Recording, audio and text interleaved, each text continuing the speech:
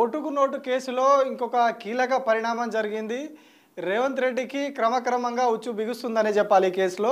ఎందుకంటే case నమోదైనప్పుడు ACB కేసును take up చేసింది. ఆ రోజు ఏసీబీ అధికారులు వెళ్ళి రెడ్ హ్యాండెడ్గా రేవంత్ రెడ్డిని పట్టుకున్నారు. 50 లక్షలు ఇస్తూ ఉండగా టేబుల్ పైన పెట్టి 50 లక్షలు ఒక బ్యాగ్లోంచి ఇస్తున్నప్పుడు ఏసీబీ అధికారులు అక్కడే ఉండి ఎక్కడైతే ఆ స్టీఫెన్సన్ ఈ ఆంగ్లో ఇండియన్ ఎమ్మెల్యే ఉన్నారో ఆయన ఇంట్లో పట్టుకోవడం జరిగింది. ఆ తర్వాత ఈ కేసులో 2019 నుంచి ఇందులో ఈడీ ఎంటర్ అయింది. ఈడీ ఎంటర్ అయ్యి అప్పుడు ఈడీ కేసు నమోదు చేసింది. ఈ వ్యవహారంలో ఏదైతే ఎమ్మెల్యేల కొనుగోలుకు సంబంధించి ఎమ్మెల్సీగా వేం నరేందర్ రెడ్డిని గెలిపించడానికి అప్పుడు టీడీపీలో ఎమ్మెల్యేగా ఉన్నటువంటి రేవంత్ రెడ్డి కావచ్చు, అట్లాగే అదే టీడీపీ నుంచి ఎమ్మెల్సీగా పోటీ చేస్తున్నటువంటి వేం నరేందర్ రెడ్డిని గెలిపించడానికి దాదాపు 4.5 కోట్లు 5 కోట్లు వీళ్ళు ఇవ్వడానికి ప్రయత్నించి ఆ కేసులో ఆ రోజు రెడ్ హ్యాండెడ్గా స్టీఫెన్సన్ ఇంట్లో రేవంత్ రెడ్డి అట్లాగే ఉదయ్ సింహ వీళ్ళంతా కూడా దొరికిపోయారు. దాదాపు 50 లక్షలు దొరికిపోయినాయి. ఆ రోజు ఈ డబ్బులు ఎక్కడి నుంచి వచ్చినాయి? 50 లక్షలు ఆ రోజు దొరికినాయి. యాక్చువల్గా డీల్ 4.5 కోట్లు అట్లా ఉండేది. అయితే ఈ 50 లక్షలతో పాటు ఆ 4 కోట్లు ఏమైనాయి? ఈ 50 లక్షలు ఎక్కడి నుంచి వచ్చినాయి?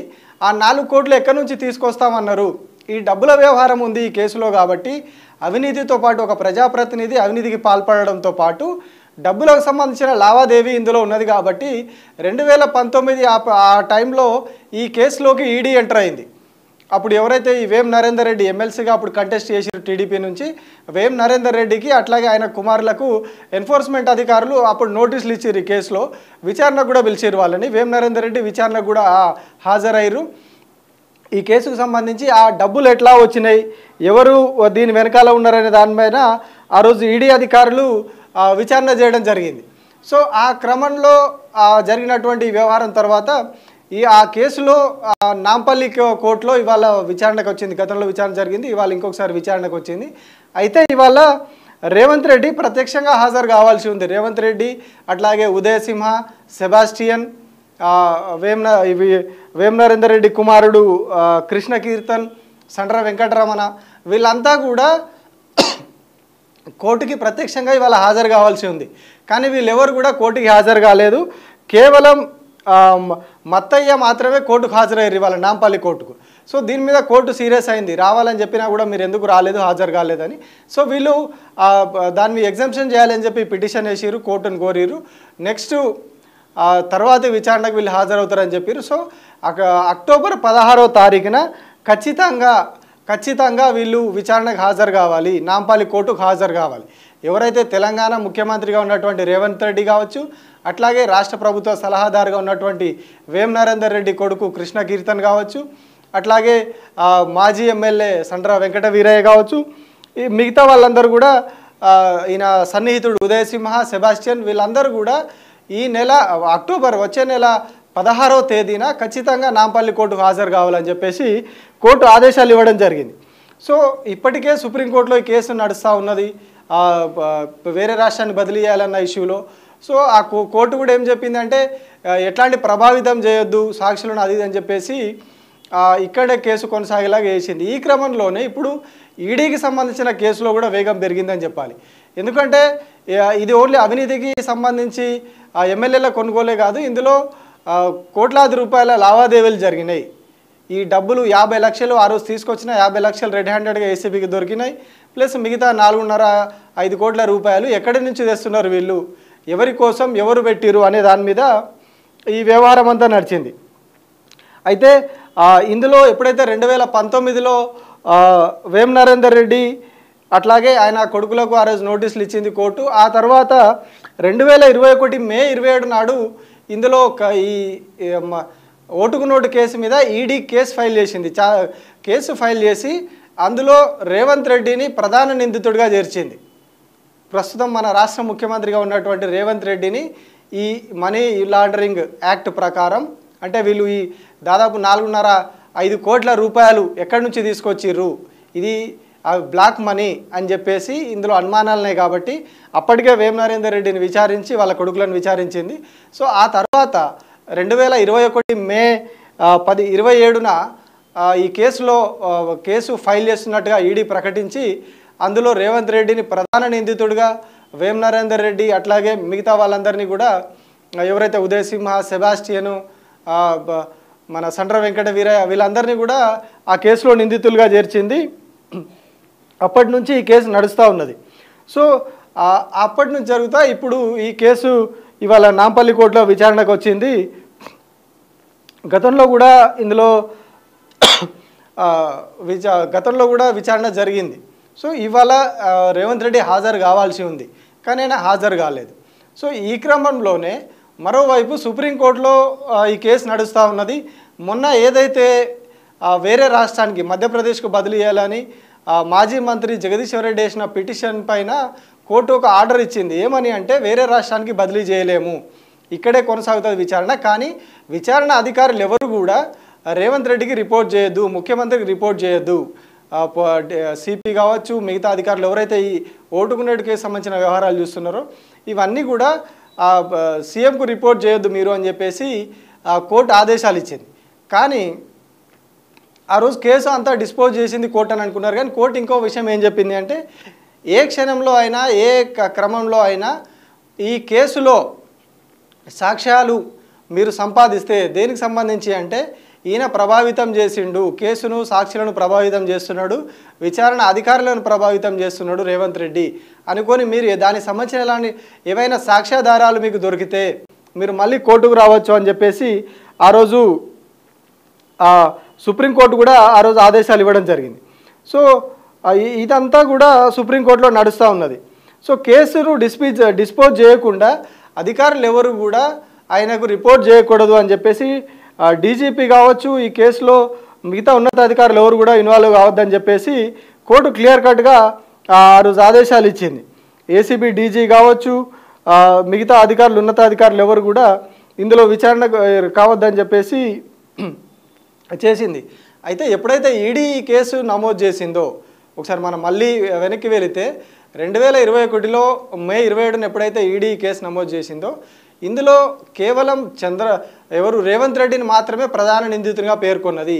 కానీ మిగతా వాళ్ళు ఇందులో నిందితులుగా ఉన్నారు. బట్ చంద్రబాబు నాయుడు పేరు మాత్రం ఇందులో ఈడీ కేసులో పేర్కొనలేదు. అప్పుడు ఎవరైతే ఆ ఫోన్లో మాట్లాడి నేనున్నాను నేను చూసుకుంటానని చెప్పి భరోసా ఇచ్చిర్రో, మన వాళ్ళు చెప్పారు నాకు, మన వాళ్ళు బ్రీఫ్డ్ మీ అని చెప్పేసి ఫోన్లో మాట్లాడి ఆయనకు భరోసా ఇచ్చిర్రో ఆ ఆడియోకు సంబంధించి చాలా సర్క్యులేట్ అయింది. సో బయట మీడియాలో కూడా వచ్చింది ఆ ఆడియో. కానీ ఇందులో ఈడీ నమోదు చేసినటువంటి కేసులో ఎక్కడ కూడా చంద్రబాబు పేరు ప్రస్తావన తీసుకురాలేదు. అప్పుడు కేవలం రేవంత్ రెడ్డి ప్రధాన నిందితుడిగా మిగతా వాళ్ళు ఉదయ్ సింహ, సెబాస్టియను, వేం నరేందర్ రెడ్డి కుమారులు వీళ్ళందరినీ కూడా నిందితులుగా చేస్తూ ఈడీ కేసు ఫైల్ చేసింది. బట్ అందులో చంద్రబాబు నాయుడు పేరు నమోదు చేయలేదు. అప్పుడు ఆ ఆడియో టేప్లని ఫోరెన్సిక్ ల్యాబ్ పంపించారు. సో ఆ క్రమంలో ఆ ఏసీబీ ఇష్యూ అంతా నడుస్తూ ఉన్నది. ఆల్రెడీ ఈ కేసులో 2020లోనే దాదాపు 960 పేజీలతోటి ఏసీబీ ఛార్జ్షీట్ కూడా ఫైల్ చేసింది. అప్పటికే రేవంత్ రెడ్డి కావచ్చు మిగతా ఒకరిద్దరు ఈ కేసులో జైలుకి వెళ్ళి వచ్చారు. సో అప్పటి నుంచి ఈ వ్యవహారం నడుస్తూనే ఉన్నది. ఇప్పుడు ఏదైతే ఇటు ఈడీ కేసులో కావచ్చు మరోవైపు ఏసీబీ కేసుకు సంబంధించి ఈ కేసును వేరే రాష్ట్రానికి బదిలీ చేయాలన్న ఇష్యూలో కావచ్చు కోర్టు కూడా ఖచ్చితంగా రేవంత్ రెడ్డి పైన ఆగ్రహం వ్యక్తం చేసిన సందర్భాన్ని మనం చూసినాం. ఇప్పుడు కూడా ఇవాళ కోర్టుకు హాజరు కాకపోవడం దీని మీద కూడా రేవంత్ రెడ్డి పైన కోర్టు ఆగ్రహం వ్యక్తం చేసింది. సో ఈ పరిణామాలన్నీ కూడా కేసు త్వరలో ఒక కొలికి వచ్చే అవకాశాలు అయితే కనిపిస్తూ ఉన్నాయి. ఏదైతే ఓటుకు నోటు కేసు ఆ రోజు ఎమ్మెల్సీగా వేం నరేందర్ రెడ్డిని గెలిపించడానికి వీళ్ళంతా కూడా ఎవరు స్టీఫెన్సన్ ఇంటికి వెళ్ళి బీఆర్ఎస్ ఆంగ్లో ఇండియన్ ఎమ్మెల్యేగా ఉన్నటువంటి స్టీఫెన్సన్ ఇంటికి వెళ్ళి ఆయనకు డబ్బులు ఇస్తా దొరికిపోయారో రేవంత్ రెడ్డి కావచ్చు మిగతా ఎవరైతే ఆ రోజు టీడీపీలో ఉన్నటువంటి వేం నరేందర్ రెడ్డి కావచ్చు ఆ రోజు స్పాట్లో ఉన్నటువంటి సెబాస్టియను, ఉదయ్ సింహ బ్యాగ్ తీసుకొచ్చింది ఆ రోజు ఉదయ్ సింహ, ఆ వీడియోలో క్లియర్గా కనిపిస్తూ ఉంటుంది మనకు. సో వీళ్ళందరూ కూడా ఇందులో ఉన్నారు. సో ఇప్పుడు వీళ్ళందరినీ కూడా హాజరు కావాలని చెప్పేసి కోర్టు ఆదేశించింది. సో ఇందులో నెక్స్ట్ పరిణామాలు ఎలా ఉండబోతున్నాయి? ఈడీ ఆల్రెడీ కేసు నమోదు చేసింది, విచారణ జరుగుతూ ఉన్నది. సో ఒకవేళ నిజంగానే ఆ రోజు డబ్బులు వీళ్ళు తీసుకొచ్చారు, కావాలనే కొనుగోలు చేయడానికే చేసారు, ఈ డబ్బుకు లెక్కలు లేవు, వాళ్ళు తీసుకొచ్చినటువంటి 50 లక్షలు కావచ్చు ఆ డీల్ మాట్లాడుకున్నటువంటి 4 నుంచి 4.5 కోట్లు కావచ్చు. మిగతా అమౌంట్ అంతా కూడా ఎక్కడి నుంచి తీసుకొచ్చిర్రు, ఇది హవాలా ద్వారా వచ్చిందా లేకుంటే ఎక్కడైనా బ్లాక్ మనీ తీసుకొచ్చి ఇచ్చిరా, ఇవన్నీ కూడా లేకపోతే ఇదేదైనా వాళ్ళ ఆదాయం నుంచి తీసుకొచ్చిందా అంటే దానికి ఎలాంటి లెక్కలు ఉన్నాయి, దానికి సంబంధించిన ఆధారాలు ఏంటి, ఆ మనీకి సంబంధించినటువంటి ఆధారాలు ఏంటి, ఇవన్నీ కూడా కోర్టు పరిగణలోకి తీసుకుంటుంది. వీటన్నిటికి సంబంధించి వీళ్ళు కోర్టులో దాఖలు చేయాల్సి ఉంటుంది. అట్లాగే ఈడీ కూడా దానికి సంబంధించి కోర్టులో ఛార్జ్షీట్ ఫైల్ చేస్తుంది. సో వీళ్ళందరూ కూడా అందులో దాఖలు చేసినప్పుడు దాన్ని బట్టి కోర్టు ఎలాంటి నిర్ణయం తీసుకోబోతుంది. ఒకవేళ నిజంగానే వీళ్ళు అది అంతా బ్లాక్ మనీ అని చెప్పేసి వీళ్ళు ఈడీ అధికారులు ఒకవేళ ఛార్జ్షీట్ కనుక దాఖలు చేస్తే రేపటి రోజున ఎలాంటి రాజకీయ పరిణామాలకు ఇది దారితీస్తుంది అనేది కూడా ఇప్పుడు ఒక చర్చనీయాంశంగా మారింది. ఎందుకంటే ఒకవేళ కేసులో ప్రధాన నిందితుడిగా రేవంత్ రెడ్డి ఉన్నారు కాబట్టి ఖచ్చితంగా ఒకవేళ ఎలాంటి చర్యలైనా తీసుకోవాల్సిన పరిస్థితి వస్తే ఫస్ట్ రేవంత్ రెడ్డి పైన తీసుకోవాల్సి ఉంటుంది. ఒకవేళ ఈ కేసు సివియారిటీ కనుక పరిశీలిస్తే ఖచ్చితంగా మొదట ప్రధాన నిందితుడిగా ఉన్నటువంటి రేవంత్ రెడ్డి పైన కోర్టు యాక్షన్ తీసుకుంటుంది. అప్పుడు ఒకవేళ మరి ఆయనను అరెస్ట్ చేయడమా ఇంకొకట అట్లాంటి కార్యక్రమాలన్నీ కూడా ప్రధాన నిందితుడిపైనే మొదలు జరిగే అవకాశాలు ఉన్నాయి. సో ఇప్పుడు ఈ పరిణామాలన్నీ జరుగుతూ ఉన్నాయి. అట్లాగే మొన్న మన సుప్రీంకోర్టు తీర్పు గురించి కూడా చెప్పుకున్నాము. ఎవరు కూడా ఇందులో జోక్యం చేసుకోవద్దు. డీజీపీ కావచ్చు, అడిషనల్ డీజీలు కావచ్చు, ఏసీబీ డీజీలు కావచ్చు, ఎవరైనా సరే ఈ కేసు నడుస్తున్నటువంటి వ్యవహారంలో ఎవరు కూడా జోక్యం చేసుకోవద్దు, నిష్పక్షపాతంగా కేసు విచారణ చేయాలని చెప్పేసి సుప్రీంకోర్టు ఆర్డర్స్ ఇచ్చింది. అట్లాగే ఎక్కడైనా ఆ ఉల్లంఘన జరిగితే కోర్టు ఆర్డర్ ఎక్కడైనా ఉల్లంఘన జరిగినట్టు వీళ్ళ నోటీస్కి వస్తే, ఎవరైతే పిటిషనర్ ఉన్నాడో జగదీశ్వర్ రెడ్డి వాళ్ళ నోటీస్కి వస్తే వాళ్ళు తిరిగి సుప్రీంకోర్టును సంప్రదించవచ్చు అని చెప్పేసి కూడా ఆ రోజు కోర్టు క్లియర్ కట్గా చెప్పింది. సో ఎక్కడైనా వీళ్ళకి అట్లాంటి ఆధారాలు దొరికినప్పుడు సో వీళ్ళు కూడా ఇందులో వెళ్ళి కోర్టుకు ఆధారాలు సమర్పించవచ్చు. అప్పుడు ఒకవేళ కోర్టు నిర్ణయం తీసుకొని కేసును కూడా వేరే రాష్ట్రానికి బదిలీ చేసే అవకాశాలు ఉంటాయి. సో ఒకవైపు అక్కడ సుప్రీంకోర్టులో, ఇక్కడ రాష్ట్రంలో కూడా కేసు కాస్త దూకుడు పెరిగిందనే చెప్పాలి. బట్ ఇప్పుడు ఆయన రాష్ట్రంలో ముఖ్యమంత్రిగా ఉన్నారు కాబట్టి ఈ కేసు ఎంత వేగంగా ముందుకెళ్తుంది, కేంద్ర దర్యాప్తు సంస్థ అయినటువంటి ఈడీ ఎంత వేగంగా దీనిలో ఛార్జ్షీట్ ఫైల్ చేయడం కావచ్చు, మిగతా ఇతరత్ర కార్యకలాపాలు చేస్తుంది అనేది కూడా ఇప్పుడు కొంచెం చర్చనీయాంశంగా ఉంది. ఎందుకంటే ఆల్రెడీ బీజేపీ రాష్ట్రంలో ఉన్నటువంటి బీజేపీ నాయకులంతా కూడా రేవంత్ రెడ్డికి సపోర్ట్ చేస్తూ ఉన్న సందర్భాన్ని మనం చూస్తూ ఉన్నాం.